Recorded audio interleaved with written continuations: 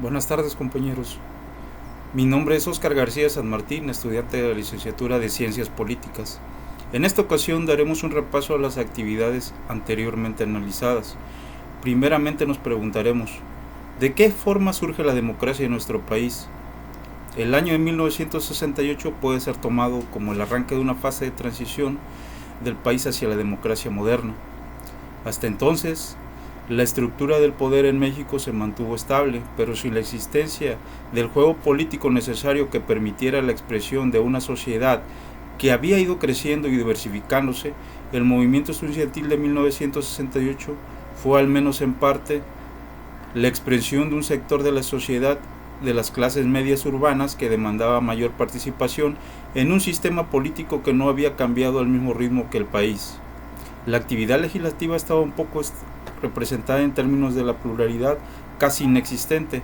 Cierto que la presencia del Partido Acción Nacional, del Partido Popular Socialista y del Partido Auténtico de la Revolución Mexicana incitaba de cuando en cuando agitados debates en el interior de la Cámara de Diputados, pero los partidos de oposición estaban todavía limitados a su poco peso numérico en el Congreso.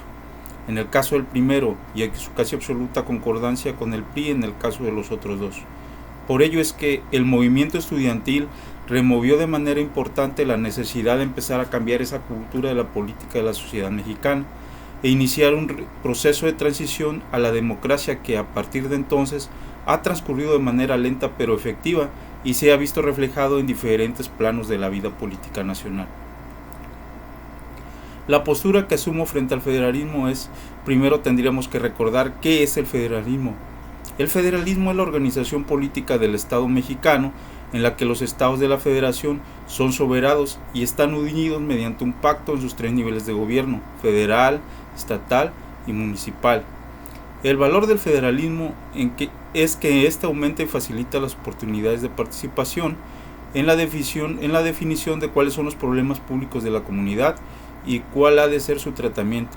Aumenta la oportunidad de colaborar con el gobierno en el desarrollo de todas las políticas y de vigilar la administración pública y de evaluar sus resultados. Entre los méritos del federalismo se encuentra que promueve una innovación y una participación política y acomoda la diversidad de opiniones. En México esta innovación se ve reflejada en la participación ciudadana que el gobierno implementa a través de los plebiscitos. El federalismo es un fenómeno que descentraliza, administra, jurídica y políticamente. Estoy a favor o en contra. Con estas características y teniendo como referencia el centralismo, estoy a favor del federalismo. ¿Cómo considero el centralismo como otra alternativa? Pues recordemos que el centralismo es un estado unitario, donde el poder político reside en el gobierno central. El resto del territorio se somete a la legislación y dirección política de este gobierno. El estado unitario es uno de los modelos de centralización del poder.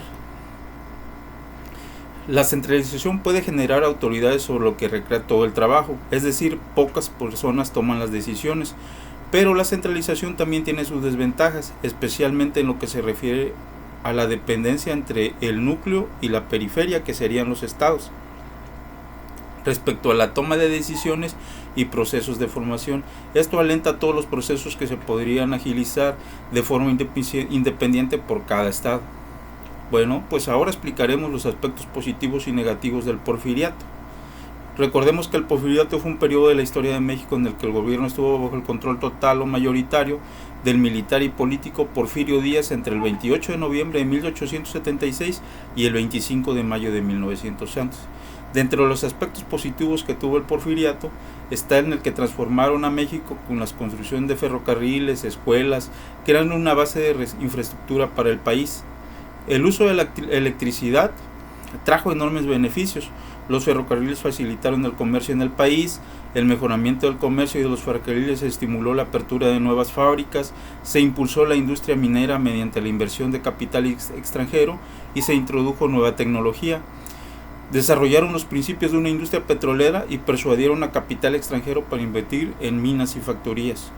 Pero también hubo aspectos negativos.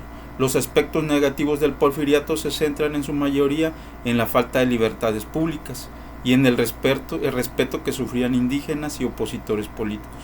Igualmente se le achaca a este periodo el haber creado una élite que sería la que se aprovechara del avance económico frente a una mayoría muy empobrecida. Espero que la explicación haya sido clara. Me despido de usted con un fuerte abrazo. Saludos.